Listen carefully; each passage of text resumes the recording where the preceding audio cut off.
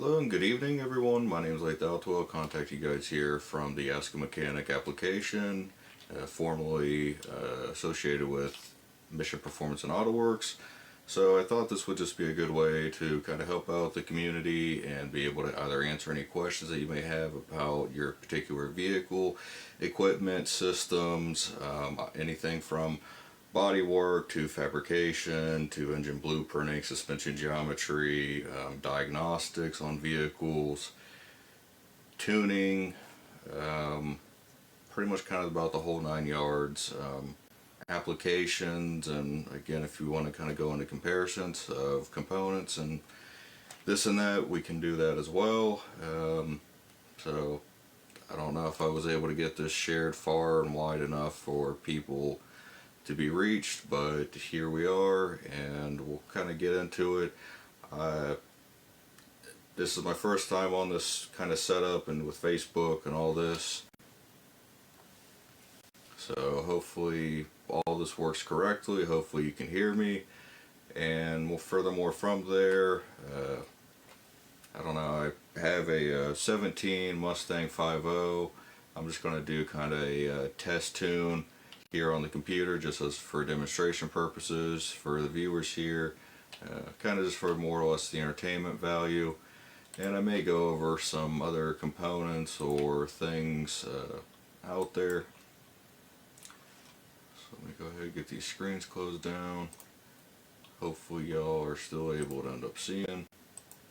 I believe so. Alright, so today for our tuning software, the application we're going to be using is HP Tuners. They're highly reliable throughout their parameters and the interfaces and just about everything that they utilize and supply. So it's a blessing. We got to keep them around and fight the whole clean air RPM and all that other nonsense. So kind of one of the first things that I'm getting into, and again, I don't know, this is pretty much just going to be for demonstration purposes. Don't go off this and try to tune your vehicle step by step. But I'm just going to go over some of the general parameters, some of the things you may end up seeing on here. I guess I probably really should be talking about diagnosing cars. Would probably be a little bit easier. If I could see here if there's any comments or whatnot, it'd be good to, no comments yet, so what's a good topic to kind of go off of? I guess cooling systems is a good thing. If your vehicle is overheating, if the vehicle overheats within, let's say, 5 or 10 minutes of it idling from initial startup, you're likely maybe low on coolant itself. You may have a cooling fan that is not working. You may have a thermostat that is blocked up.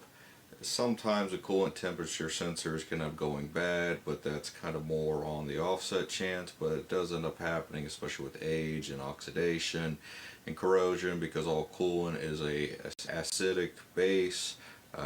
So if you don't replace it every 3 to 5 years or every 30-50,000 miles, it starts to end up decaying and starts to pit, especially a lot of iron blocks on the cylinder head surface, and it'll eat the vent and rubber off the head gaskets.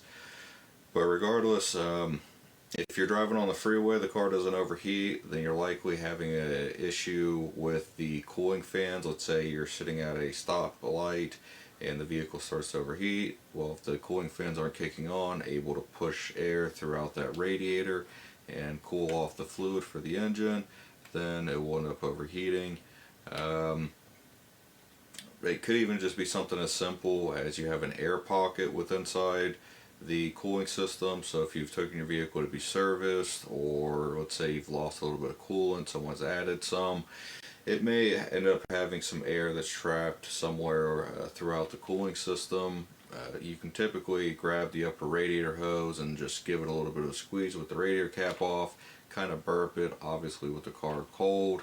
And this should be able to kind of help. Now you can either vacuum bleed the system, or you can get a large funnel and try to end up doing it that way.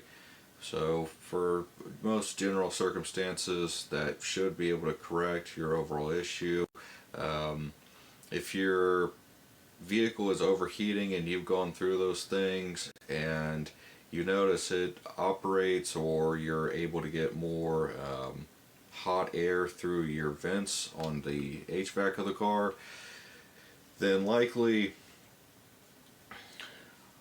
sorry, I was trying to check this, then likely you could end up having an issue with the water pump. The veins on it or the little sprog may end up being damaged or clogged up, or whatever issue may be going on there. Obviously, if it's not able to circulate fluid throughout the cooling system, you'll have a problem. Typically what you can do just to test this is, with again the car cold, take off the radiator cap, or sometimes you'll have a fluid reservoir. A lot of like GMs and Volkswagens will have them up off to the side. Volkswagen should be like a pink or a purple fluid, and then your GMs will typically be the Dexcool, which I hate that stuff. I'd honestly just switch over to the Universal, the green, and just call it a day. But I guess that'll be a whole other thing. A video for different types of coolants and gelling and acidity and breakdown, lubricants in them, and all that stuff. The GNX Cool is supposed to have more of a lubricant in it, but I don't know. It's so corrosive and has a lot of other issues with it. I don't recommend using it even in domestic-based vehicles. But yeah, the main point of that, when you have the radiator cap off or the coolant reservoir, you'll be able to typically see a stream of fluid going through there. If you're able to see that, then typically your water pump will be okay, because obviously it's flowing fluid. Same thing. Another thing you can end up testing for your radiator fans, you'll typically have two of them. Some vehicles only have one. But traditionally, one will be for the radiator, one will be for the AC condenser. If you turn your AC switch on your car, one of them should kick on, and then obviously when the car warms up and gets up to about 175 or 200, 210 degrees, the thermostat will open, the coolant temperature sensor, it will end up kind of grounding itself, and it'll send the signal to the PCM to end up turning on the cooling fan. So hopefully kind of that helps, gives you a little bit of information. It's another good kind of topic of things. Let's say you got vibration in the steering wheel. So if you're feeling it more in your legs down there at the floorboard, and particularly on one side or the other, you could potentially either be having an issue with the suspension component, a wheel bearing. It can be a wheel that is imbalanced, or the road force is incorrect on it and it's causing the wheel to either hop or shake, or the belts are deformed inside of it. If you got used tires, or I don't know if you've locked up the brakes or something, it can cause a flat spot on the tires, or it can damage the cords within inside the belt, cause problems there. Without accelerating, or while accelerating, but typically if you're coasting downhill and you gently apply your brakes, and then if you start to notice vibration within inside the steering wheel, then typically that'll be warped rotors. You can either get them resurfaced, or I'd recommend to replace them with a quality brand unit and with brake pads as well.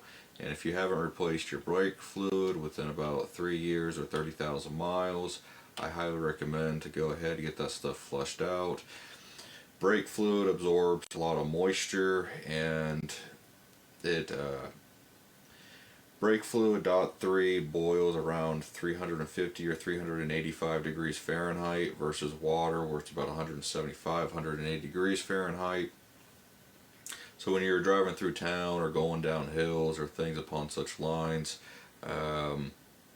obviously you're going to be generating a lot of heat through those brakes. Even if you're just doing basic little stop and go traffic, the water will start to boil, and what happens when a liquid turns into a gas? It performs air, oxygen, hydrogen throughout the brake lines, and you get that mushy pedal, or you're driving and the vehicle just doesn't feel like it wants to stop. You kind of just keep on rolling, like you don't have enough friction or whatnot to grab.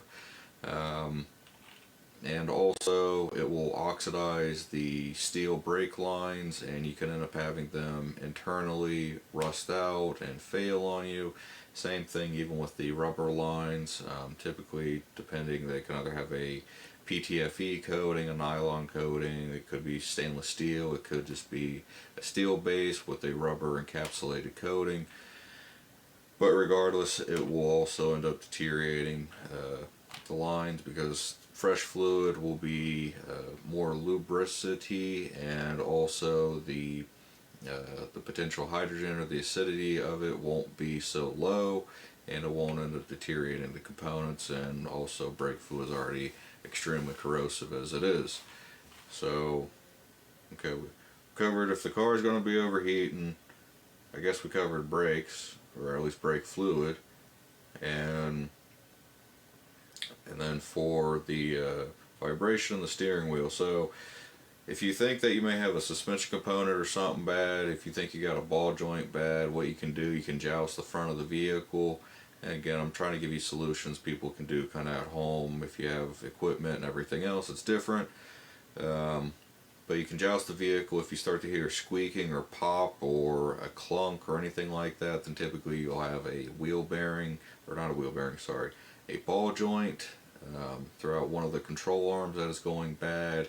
And then if you rock the vehicle front to back and you have excess motion of the vehicle rocking, and or you have clunking, popping noise, you could end up potentially having a worn out bushing on maybe one of the lower upper control arms.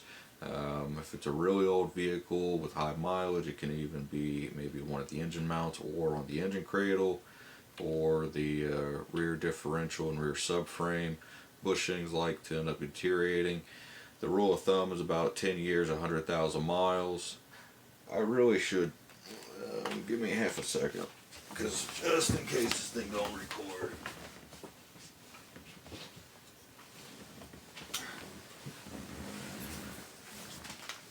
Because I'd be really pissed off right now if I've been talking this whole time and the thing hasn't been recording, because that's typically what happens. So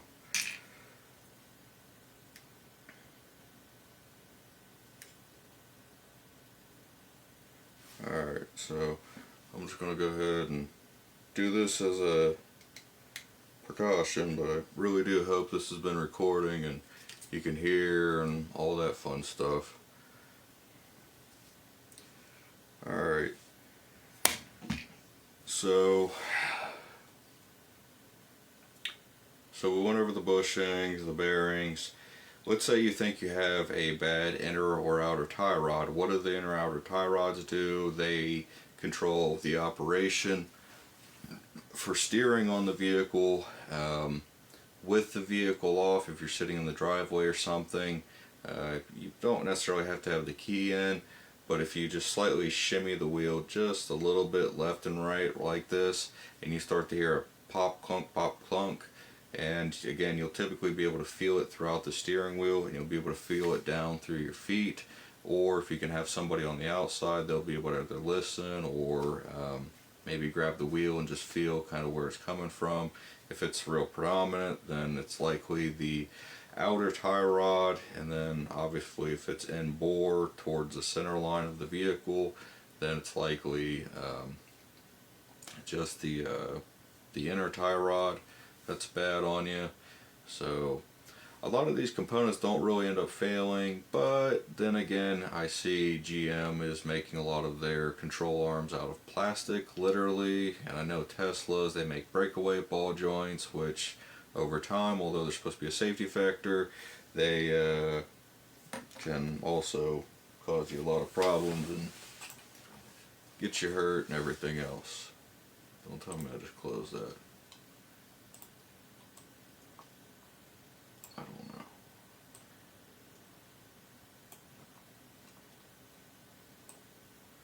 I don't know if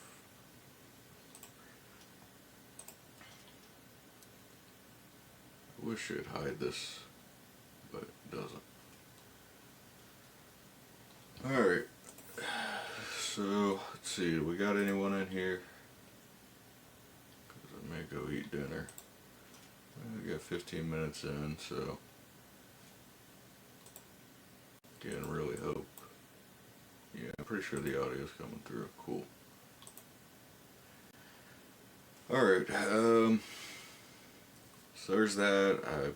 Hopefully that summarizes it. Again, if you have shaking or vibration of the wheel, if you go over a speed bump, you got pop clunk, likely a ball joint. If you think that you have a wheel bearing going bad, if you have a consistent noise, let's say, I don't know, every revolution you'll hear just one consistent sound, woof, woof, woof, or just a grind or a howl, or even just a loud kind of just metallic, kind of like a train track or a train trying to stop on the tracks. That can also be accompanied with inside of it as well. And then obviously if you can jack the vehicle up, you can shake the wheel down, you can rotate it. If you shake it left to right, it's typically a tie rod. If it's up and down, it's either the wheel bearing or potentially a ball joint. Stabilizer links go bad a lot, so if you're having real minor noises, typically that's what it is. It's a little metal rod that connects the sway bar from end to end just to keep from chassis roll. Sorry, I'm trying to think. I really hope the audio is good on this. I know that's one of the worst problems, and I record so many videos, and then I'm like, I go back and try to listen to it, and I can't hear it, or just the production quality so cruddy, but typically I just can't hear it. So, alrighty. I don't know, I did one of these tuning videos the other day on one of my channels. It's called You Can Do It USA. Feel free to go check it out there. We have instructional videos teaching you everything from the absolute basics on cars to more advanced thing, kind of taking you through the daily life of a professional performance mechanic, and just checking things out and answering questions like this, and just trying to get back to the community and, I don't know, interact as well. So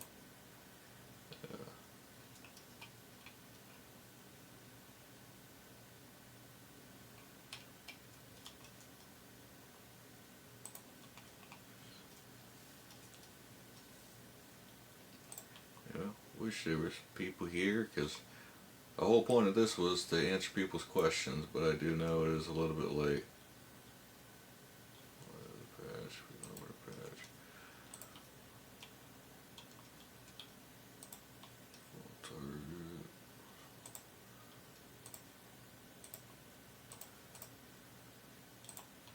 I think any other vehicle's tuning strategy is better than GM's. I mean, I don't know, Ford does kind of get a little bit retarded with some of this, breaking it out into sectors with inside just certain parameters of the maps, which again to me I think is a little bit overkill, because really all it takes to end up running an engine is a crank signal of some sorts to tell when to end up firing the ignition coils and how many degrees of rotation or engine phase to end up firing the fuel injectors, typically around 350 degrees of rotation out of every 720 degrees through your intake, combustion, and exhaust cycle. So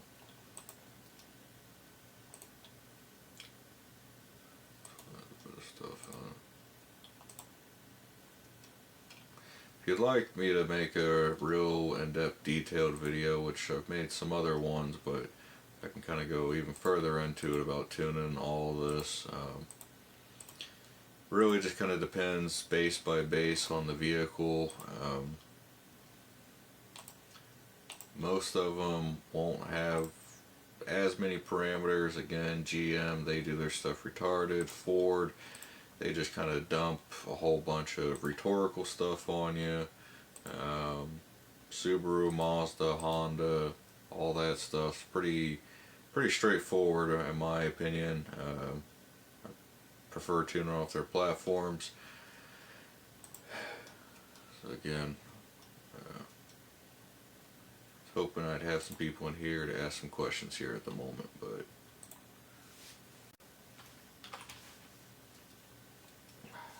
darn.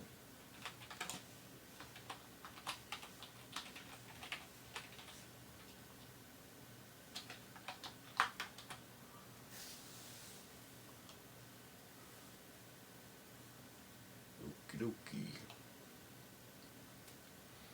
Well, if you guys have any other questions, feel free to drop them down here in the comments below. Feel free to check out the American Rally Association for any upcoming race events. There's always a whole bunch of fun stuff going on there. Yeah, I don't know.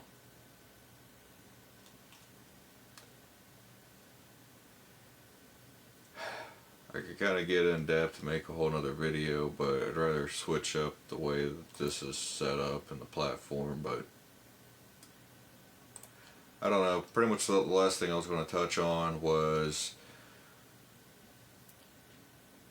because I just had to explain this to a client just here recently, for classic based vehicles that use a ignition coil and a distributor and points to see the engine phase off the camshaft to end up giving it a 4 ignition pulse sequence to end up firing the ignition itself, versus if you have a more updated system where you're reading off the physical crank angle with, let's say, like an MBS pulley, something off such lines, where you end up putting either a Halifax or a reluctor sensor down there to end up reading off the trigger of the crank pulley itself. So what I'm kind of ranting on about, when you're running a distributor, again, you're reading it off the cam phase. You're not reading off top dead center of the crank angle. They're two completely different things.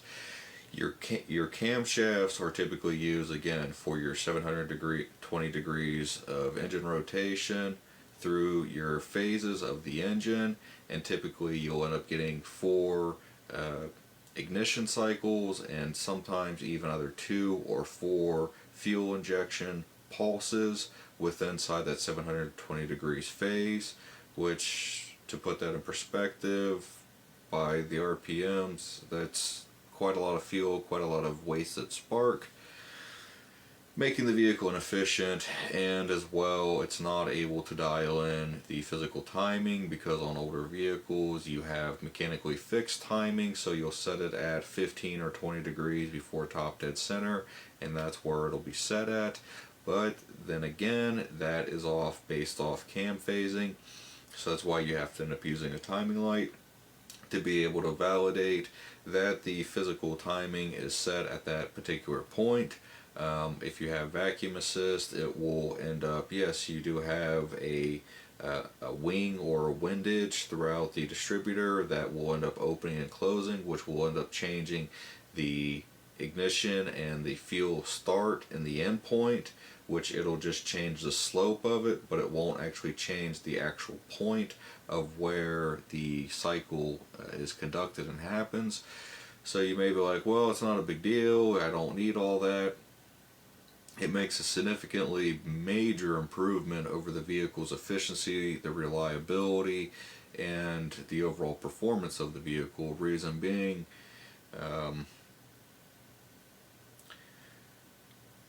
when you're able to set richer AFRs, you can run more horsepower. When you run it leaner, you can run more torque. When you're trying to achieve more power out of a vehicle, when the piston's coming up, you typically want to get it close to top dead center. But if you can end up getting the flame front occurred before, to end up getting the maximum amount of energy displaced to push the piston back down, even better. But the only downside with that is you put too much ignition timing where the piston's traveling up, and if there's too much resistance, it will put that load down onto the connecting rod, onto the rod bearings. You'll spin a rod bearing, or you'll bend or throw a rod, which will typically end up happening, especially people that are running atmospheric blow-off valves, because when you discharge all that air, you drop the manifold absolute pressure down significantly, all the way from 20, 30 psi all the way down into vacuum, or on turbocharged applications, typically it'll stay at barometric pressure, and depending on altitude place, 14.5 or 15.8. So cause a whole lot of problems there. But when you're able to dial in and again have a variable ignition timing, so here I'll just, since I got the computer and all this fun dandy stuff up here, I'll show you.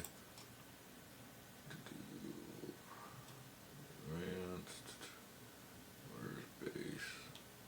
I don't need lambda. Base drive. So like here for example is an ignition table. I don't know if you guys want to get all fast and furious, we can do it in a 3D model. But just to show you guys for point of ease, this is just based on, I really don't care for how this is set up, but okay. 55 degrees, holy shit. Runtime. That's not the right one I'm looking for. It is ignition time scaling, but it's based off the engine coolant temperature. Because if you're running 55 degrees before top dead center, you're really pushing the timing. But a lot of manufacturers will end up doing that to get the most amount of efficiency and the most amount of burn, because they're not worried about making the most amount of power, which power is efficiency, because the more air that you can get in and out of the engine and the more energy that you can use out of every drop of fuel and air that you utilize, the better. These corrections. Not too sure. It'll typically be just like the base and everything, but because this is not going to be what I want. It's making my computer freak out.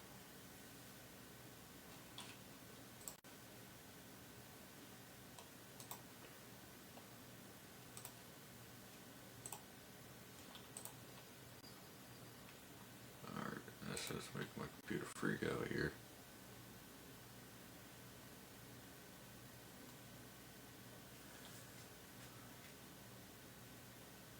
Alright, so this is more relatively what most of your ignition maps will end up looking like. You'll have your RPM up here, then you'll have your engine load. Your engine load is typically defined as the overall strain within inside the engine. They can even use terminology for like if you're going uphill, if you're hauling something behind you, it's going to take a lot more force, a lot more wear. You're going to be straining that engine, and if your compression ratio achieves higher than 18 to 1 or 19 to 1, you get into a static compression ratio and pretty much you detonate the engine. Typically the best rule of thumb, which a lot of people completely don't know this or oversight it, is when you're tuning a vehicle you want to keep it below 3 grams per revolution. And what that means is, again, when you get up to 3 grams per revolution, you're getting back into that static compression ratio, and you're risking the engine of damaging, again, either rod bearings or connecting rods, or having a premature or post detonation, causing the issue to go kind of boom, whatnot. So again, you see we're at low load down through here, and this is probably reading off G's or grams a second as well. But again, if this was, let's say, a classic car, you wouldn't have the scaling on this. It'd just be one fixed value all the way throughout. So you literally just have 15 all the way throughout the board, and you say, well, it's not too much of a big deal, but it is, because again, you're not getting the most efficiency out of that engine, because you don't need to be at 15 degrees the whole entire time. You can see how this one, I mean, we go all the way from 43, 33, 28, 22, 20, 17, all the way down to 0, and then even we do it after TDC, so I don't know, it's just kind of a rant thing. Pretty much all I'm saying is, if you have an older car, get rid of the distributor, even get rid of the ignition box, go with the standalone, but make sure you end up putting a crank trigger in there, that way so you can only have one fire, and you can also put ignition coils on there. You can set your precision of when you want your injectors to open in correlation to when your intake valves are opening, that way so again you're getting the most out of everything. And when I say that, I'm not being pessimistic, because the benefits, gains, and improvements, fuel economy, I mean, you're looking 50-75%, performance about 50% as well, and just overall response, enjoyment, and not having to gas yourself out. It's a massive increase overall. Um, but I guess I'm gonna go ahead and eat. Fortunately, we don't have anyone in here at the moment, so maybe next time. But I'm gonna try to do this on YouTube when I get approved through YouTube. So should be within the next couple days. So, but check out here Tuesday and Friday. Probably sometime here in the evening, I'll try to make these videos. And this was helpful, feel free to give me a like and share, and as well follow the page. And if you guys have any questions, need any service or anything as well, feel free to give me a call or reach out through message and get you guys assist the best I can. Take care and have a good day now.